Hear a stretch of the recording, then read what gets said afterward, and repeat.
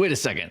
You thought prospecting would be easy? Welcome back to another amazing episode of the Perfect RIA podcast. I'm your co-host, Micah, and with me, as usual, the legendary Matthew Jarvis. What's going on, bud? Wow, Micah, just living the dream. Here we are in August. It's a little warm here in Las Vegas, but it's a good time of year. It reminds us how great the rest of the year is. Fantastic. One of the many times that I love living in Alaska. No kidding. Especially when I see your temperatures. And when I see the amount of sunshine you get each day. Well, Micah, excited today to talk about a message we got from a listener, one of our many listeners, and thanks for reaching out. And he said, hey, Jarvis, I just got to let you know that prospecting is really, really hard, like soul-crushingly difficult. And I just had to get that off my chest and share that with somebody. My apologies for the ramble. That was the message that they got. And my first response to that, Micah, was, it is soul crushing. And then I stepped back and thought, wait a second. The reason that prospecting can be so entirely soul crushing is that you thought it would be easy.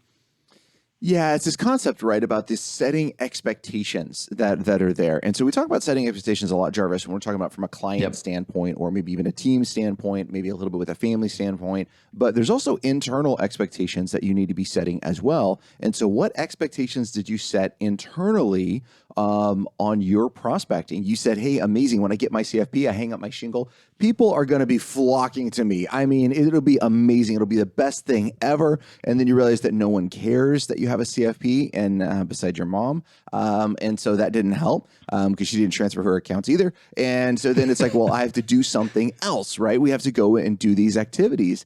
And it's really good to distinguish a little bit between prospecting, which would kind of be more marketing activities, and advertising activities. So maybe we'll talk about that in a little bit. But you are 100% correct.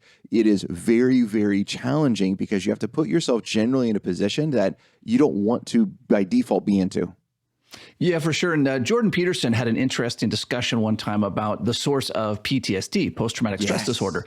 And Jordan Peterson suggested that the source of PTSD is when you experience something in your life, usually something negative, that you did not think was possible. So you experience something like an extreme example would be you go to war and your buddy next to you in the foxhole gets blown up and he dies, right? And you didn't think in your mind that could happen.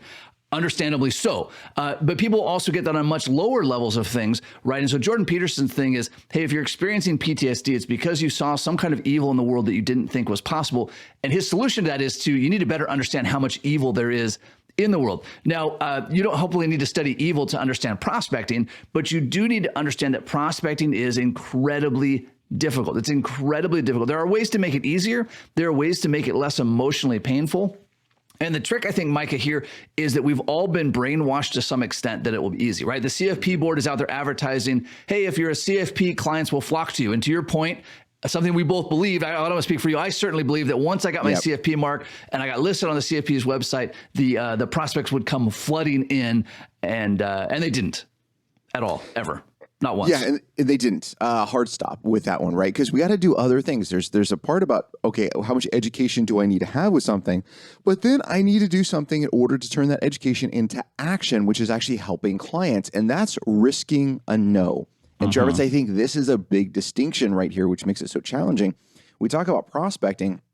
One of the things we talk about, hands down, if you are not risking a no, if you are not risking rejection, then you are not prospecting. Now, because we're potentially getting rejected, that makes it more challenging, right? It puts more on the line for us that we have to be responsible for, and it's just harder. At the end of the day, it's just harder because we're facing potential rejection.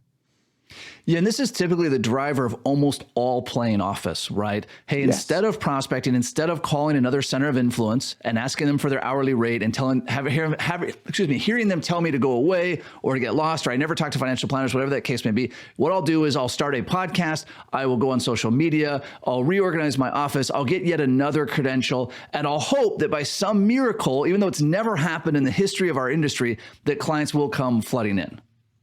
Yeah, exactly. Right. Or in our mind, we're going to push back and say, oh, well, you know what, if it wasn't so ethical, then I would bring on all these clients like these other successful advisors would. Or, you're laughing at that one. It's exactly that thought process. We see other people and saying, well, I'm just as smart as they are.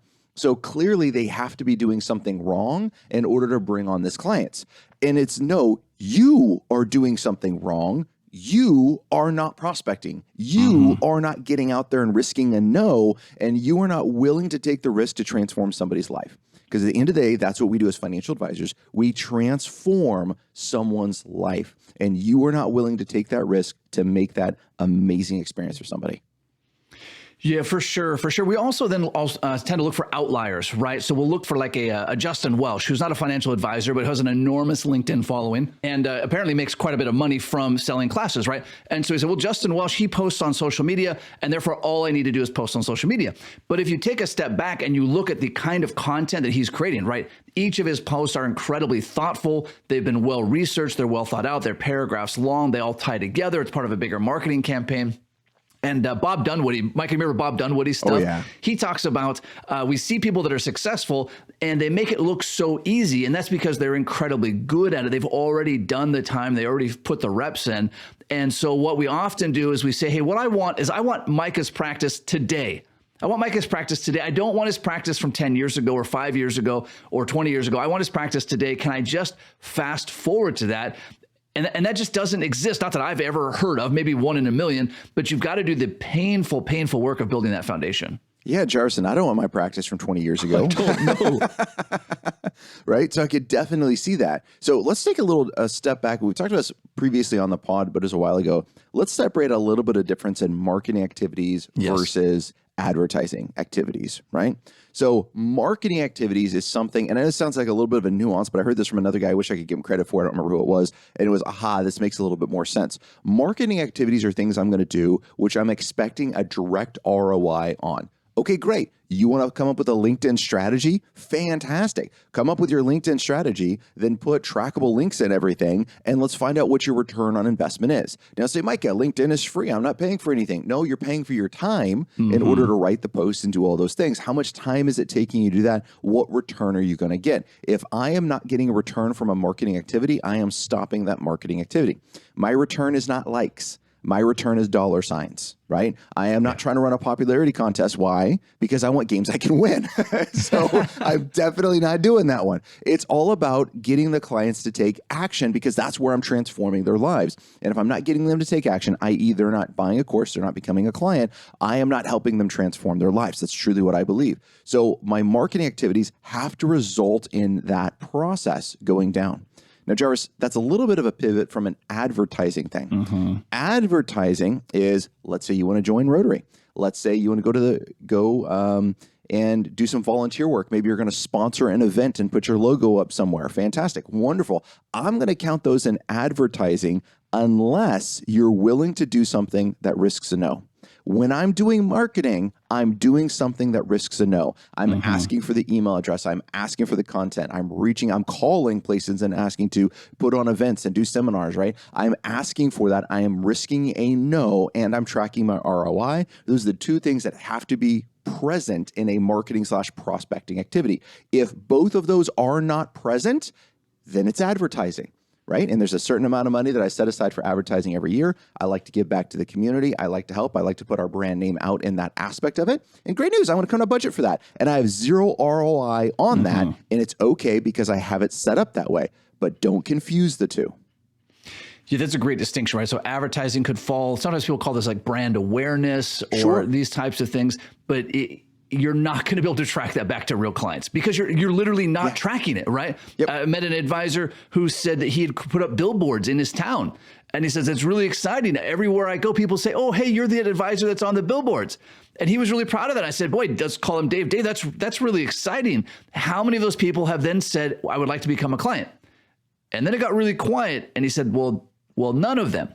Okay, well, that doesn't mean that it was a failure, right? If your goal was, hey, I want everyone in town to know me, you have succeeded at that.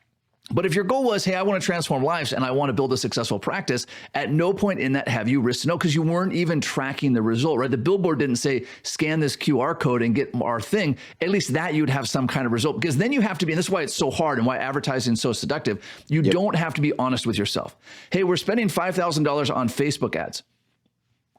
How many leads did you get from that? Well, I'm not tracking that. Cool. Well, it's easy to lie to yourself. And by the way, Micah, you and I are talking from a lot of painful experience. We have both spent a lot of money on advertising that we mistakenly thought was prospecting or marketing. Yep. And it was just, we jokingly call it like burning money at the altar of social media or at the altar of advertising.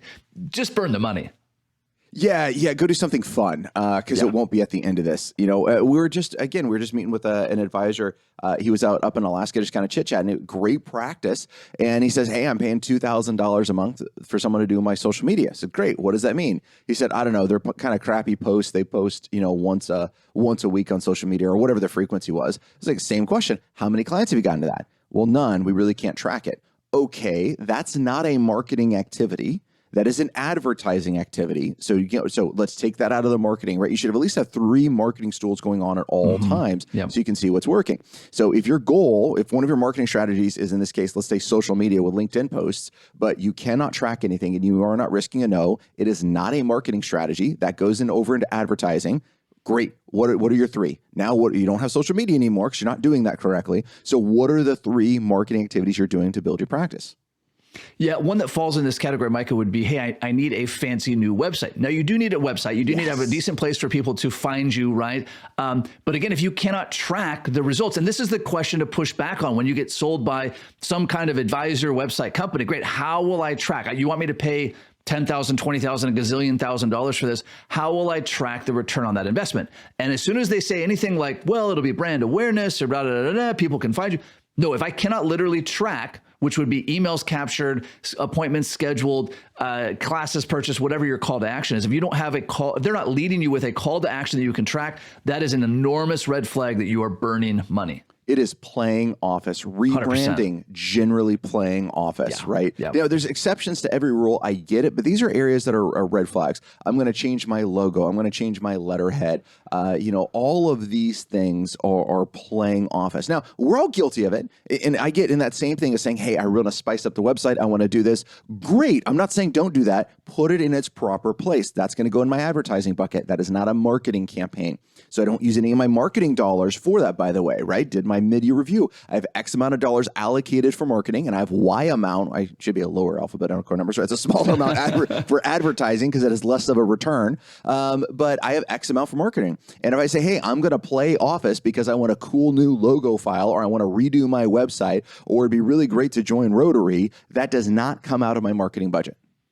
Yeah, Micah, an egregious example of this I saw the other day. There was some industry marketing expert who said, whatever you do, don't name your firm after yourself. And if your firm is named after yourself, you need to change it to you're not named after you. Like Schwab, right? Or Merrill Lynch, or Fisher Investments, or Dave Ramsey, or let the list go on. Shalansky and Associates. Shalansky and Associates, yet, Jarvis Financial, Well, all ones that definitely need to be changed, right? And while there might be this obscure case to be made for having a name neutral company name, there was no suggestion of ROI. It wasn't, hey, try this, and here's how you're going to track 5 new clients. It was purely playing Office, right? And so this is your threshold.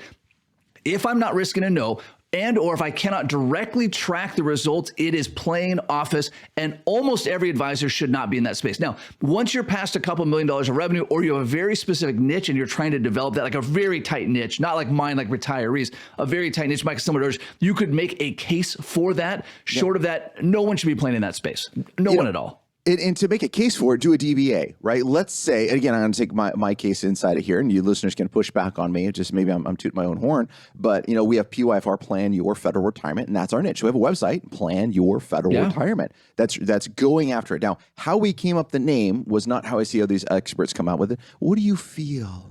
And what are you passionate Wealth about? Legacy Partners. Right. It was, great. We want to do an SEO play. What are the SEO words that we're going for? Federal retirement. Awesome. How do we back into that? And we created our entire name strategy based on this. So and again, that's a little bit playing Office unless you have evidence that it's going to work. And when I did this was playing Office. I had no evidence it was going to work. Great news, it did.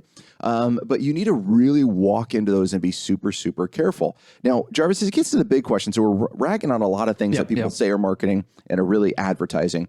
So what are the marketing strategies that work? Well, this is really the first place to go, which is find somebody who has a strategy that works. In other words, someone who has a practice that you want, or at least has some elements of their practice that you want, and do what they do. That was how I started doing centers of influence. There was an advisor who had a practice that I wanted. He said, hey, Jarvis, you should go and pay centers of influence to meet with them. I had never heard that before. And so I said, great, if it works for Ray, it can work for me.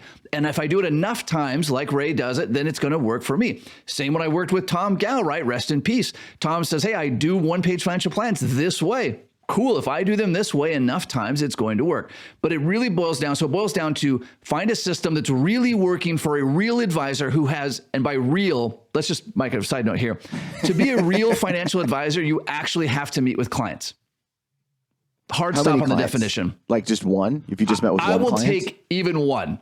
I would like to say the number needs to be a little higher than one. If you have 0 clients, you are literally not a real financial planner, just for the record. Just for the record. All right. So on that happy note, no, there's no hidden agenda with that message, by the way, whatsoever. So don't read into that one. No. So find the advisor that has a practice that you want, right? And emulate what they're doing, but it has to be risky to know, right? Sometimes, Micah, we get caught up and we'll say, hey, I see so-and-so. I see Micah, he's got this website, Plan Your Federal Retirement. What I need to do is create a similar site. Well, hang on a second. That's one of the things that Micah's doing. But it's not just like you threw up a site and magically people started calling you. Now let's talk a little bit about, how I kind of walk through some of this evolution and things that we're doing for PYFR as a good example. And then we need to talk about how you're going to do that and how your team is structured with this as well, right? So one of the things that we come up with whenever there's a new idea that comes up from someone in our team or ours for Plan Your Federal Retirement, we say, great, is this a proven strategy or are we experimenting with something? Because I like to tweak. I like to tinker. I like to say, hey, what if we did this, right? I am totally guilty of that. And we allow our team to do that if we're meeting our base threshold. If we're saying, hey, great, we're crushing it in these other areas, we're doing really good, and now let's A/B test something to see if we can improve it, let's add something else. An example would be a podcast. An example would be our YouTube channel. And I gotta say, I was pretty against our YouTube channel. I was like, this is stupid. This isn't the place I should be, blah, blah, blah. And my team really pushed back on me, and it was fantastic. Like, hey, we're hitting our other criteria. We think this is the next step. Here's how we want to test it, and here's how we're going to look at success. I was like, okay, you know what? I could think this is not a great idea. Now, I'm still writing the check for it at the end of the day, so I have the veto. But they came to it with a logical approach. So great. Here's how we're going to test it. Here's how we're going to define success, and we put that out there. And I guess what? It was fantastic. It blew all the success criteria out of the water. So it's like, okay, well, I was wrong on this one. It was bound to happen once in my life. And so now we're putting more energy and effort to it, but I'm putting, Jarvis, expectations of success around this, right? And this has happened before on other events, we go and do them and we say, hey, great, here's our expectations of success. If it doesn't meet that success criteria, we kill it. It's done. It says, hey, I thought this was a great idea. You thought this was a great idea. Clearly, our audience doesn't think this is a great idea. And now it's over. We're moving on to the next thing. But if you don't have those written out in advance, in the beginning, to make sure it gets put out, you're never going to remember what those success criteria are later on. Micah, something to think about here when you're looking at an advertising channel, something that could be in the realm of playing office, is we often discount or completely eliminate the value of our time in this. Now, a way to solve for that is, and this is a shout out to our partners at Belay. So currently you and I are working on a couple of master classes for TPR. We're working on one with retirement tax services, on doing backdoor Roth conversions. You and I are working on one-page financial plans. We're working on with Ben Brandt on hiring a new lead advisor, right? So these are newer advertising channels for us. And it would be easy for you and I to spend a lot of time on what may or may not pan out as a legitimate advertising strategy.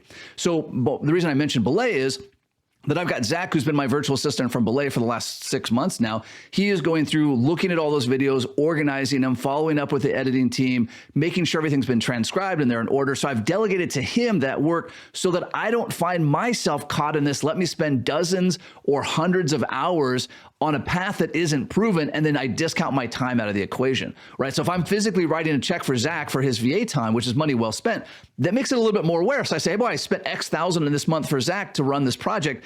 Am I still getting an ROI? Where, Mike, if I had done all the work myself, I would just put a 0 in the cost column. So something to think about there. For those of you looking for a virtual assistant or who want to do a better job with your virtual assistant, text the letters RIA to 55123 to get a copy of Belay's ebook on virtual assistants. And of course, if you're looking for a virtual assistant, Belay is a great option that I use personally.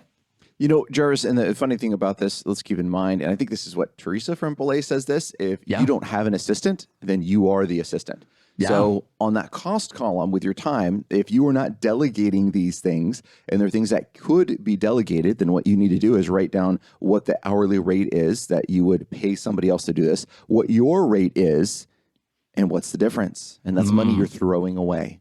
Right really now, is. you can make all the arguments in the world. I can do it faster. If I delegate it, I don't have to redo it. I have to train somebody. I get it. Right? I didn't say it was easy. I just said it's the next stage of growth that you need to have. And make sure you're scaling to that first employee as quickly as you can if you're not already there.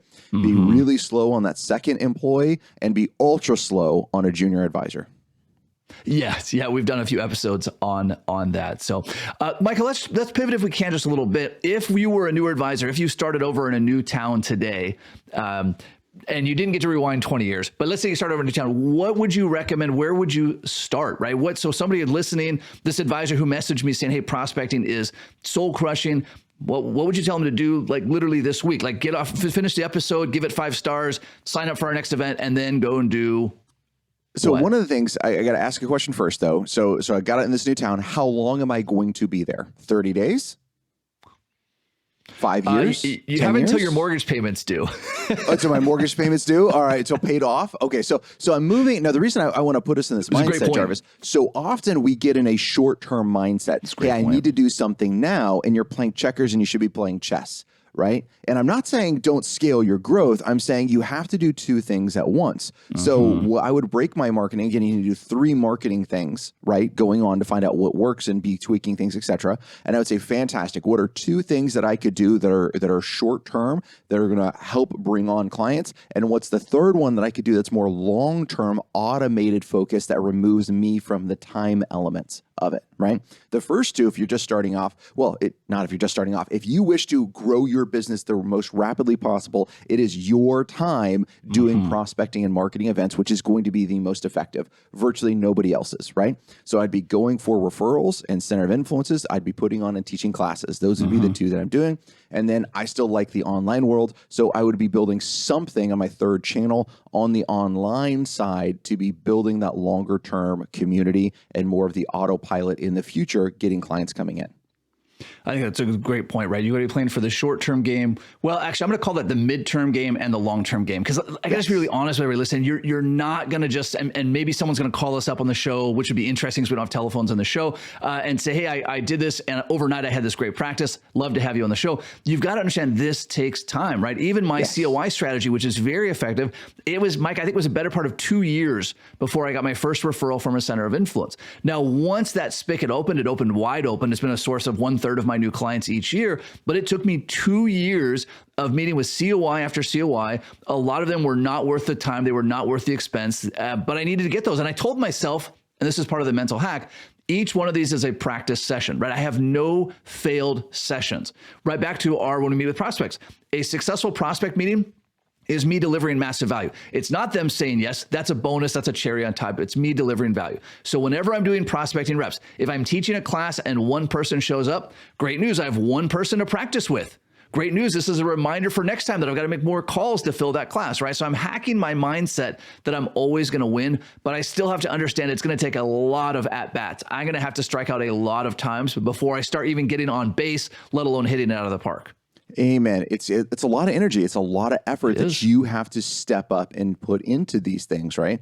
And you got to have trackability. So again, when you're starting this, when you're determining, what your success criteria is, a time element needs to be in there. What is a realistic time you should be seeing what return and what does that look like, right? And say, great, here's my ideal. This is what it would be. And then here's an acceptable one. And it needs to be somewhere in between, or you need to pivot going somewhere else. Jarvis, the other thing I would do is I would look at other advisors that are maybe not in my community, but are in similar size, similar demographic communities to mine and see what they're doing and what's working. I would not be looking at the wirehouses. I would not be looking at the much larger shops like the Fisher Investments, et cetera, just because their marketing budget, if I'm going new to a territory, their marketing budget is a heck of a lot more than I'm going to spend. So I'm not going to follow their strategy, right? Because they're going to spend more money every single day on these things than I'm going to spend all year, if not for the next 10 years in marketing. So I want to make sure I'm doing a strategy that's going to work for advisors that are building the practice that I want. I'm not trying to copy a strategy coming from a wire wirehouse, coming from a giant shop that I don't have the infrastructure to support. Yeah, I would agree with that 100%. It can be tricky. And again, back to this, there are no easy paths. There's a lot of simple paths. There are no easy paths. So I love this idea, and I've recommended this many times, and it's how I built a lot of my careers, finding advisors that I can model. These are not easy people to find. Often people that are in your geographical area are concerned that you're going to somehow steal their clients.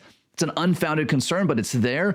And often when you go to conferences, the people that want to talk to you are the people that have terrible practices, right? The people that are on stage are people that have no practices, right? And so it's not easy to do. This is a big reason, Micah, you and I formed the Perfect RIA, the Backstage Pass, and the Invictus program, was so that you could find advisors who have success and who are open to sharing that because they have an abundance mindset. So that too is going to take reps, right? You can shortcut it a little bit and you can say, great, sign up for the Backstage Pass, sign up for Invictus, come to our events, go to the RTS Tax Summit in September in a few weeks. Those are ways to shortcut that, but that too is going to take time and it's going to take reps.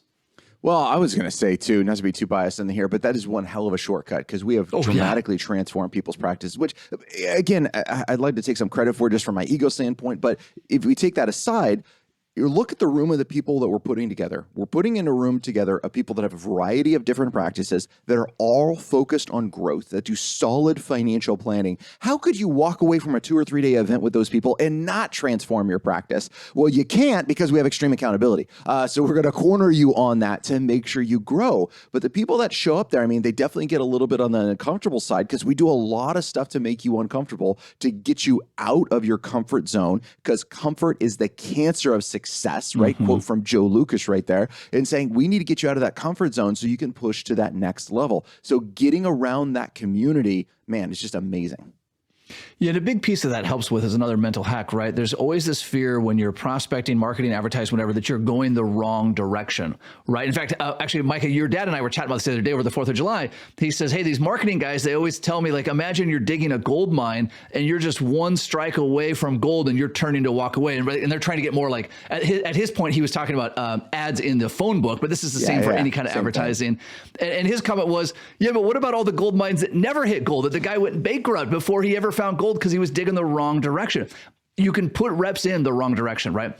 This is why it's so powerful to be around advisors who have success. You can say, well, I know this is a proven direction. If I follow this course and I work hard enough and long enough, I will strike gold heading this direction. Where if you're following something from someone who's never done it, you might in fact be going just the completely wrong direction. You may never hit gold going that direction. All right, so this podcast is all about, I want to agree 100%. 100%. Oh, yeah, for sure. So podcast is all about action items. So before we get to action items, the closest thing that we have seen to a silver bullet is the DMV book, just to plug Jarvis's book, Delivering Massive Value. It is absolutely fantastic. I have 2 copies on my shelf, where if I can get my camera to work right there, it is. One for each eye, just so I can make sure I can go through there. And taking this, now again, it's not just learning about something, it's taking action to the next step and doing it, which is why we've released the Tom Gao class. Tom Gao, rest in peace, has done a fantastic job in his career as a financial advisor, transforming tons of lives, not only from clients, but to advisors, and how he implements that. So take the class. We have the RTS Tax Summit that's coming up, Backstage Pass and Invictus that we talked about. You have to do something and take advantage of this to take to the next step and have someone hold you accountable. If you are saying to yourself, wow, I'm just going to get this book and I read Jarvis's book and it's going to transform my practice, how many books have you read that you haven't taken action on? And Jarvis, I'm not trying to put your book down, so don't take it that way. 100%. It's great stuff, but we got to be part of a community that's going to push us to the next level. Create one or join one, but you need to be part of one. Yeah, that's right. No book unimplemented is any good, even the best book. Micah, action item number 2, you need to count, like literally count on a piece of paper, in a spreadsheet, wherever, how many real prospecting or marketing attempts you're taking, right? How many no's are you risking? I would put their name, and you can put the outcome if you want, but you've got to count those, because what happens as advisors, we say, oh yeah, I talked to 10 prospects last week. Cool. Let me see their names. I can't think of any names. Well, just tell me one of them. I can't think of any. What about the week before? I'm sure I saw 10 or 15 that were cool. What are their names, right? And we do this with team members. Hey, I called all the clients. Cool. Which clients? Let's pull up the log, right? Because we lie to ourselves about these things. So action number 2 is whatever prospecting or marketing attempt you're using, record it each week in a very simple, very manual, easy to track way. Another one I'm going to throw in here that you should have already is have your thank you list ready to go. The Oh, that's a list good of one. clients that have reached out that said, thank you, man, Micah, you transformed my life. It's been amazing. I love working with your team. Anything like that, Christmas cards, we put them all in a thank you folder. And that way we can review them. Because when you're getting to this and you're doing your prospecting marketing and you're getting no's, you will get down in the mouth, right? Now, you got to reprogram this a little bit, that the no is not a personal rejection. The no is, I just don't need your services right now, right? Like if I'm going to Costco and whatnot, and they're trying to pitch me on the food at the end of the thing, they don't take it as a personal rejection when I say no, thank you, right? No. Just not interested in that at a particular time. And that's the same thing with our services. It could be a great thing for someone and they could just not be interested. So make sure you're programming that in there, but have that thank you list for when that head trash creeps in, something to go back and review. Yeah, it's a great reminder, Micah, because this is really hard what we do, right? We transform lives, right? We make some of the biggest difference of any professional in the client's life, but it is very, very difficult to do. So go out there, take some action. One other action item, be sure to give the podcast 5 stars. We continue to grow. As last I checked, we've just passed 1.5 million downloads. So thank you to all of our listeners. Thank you for helping spread the word. Thank you for the work that you do for clients. And Micah, until next time, happy planning. Happy planning. Information designed to change lives. Financial planning can make you thrive. Start today, don't think twice.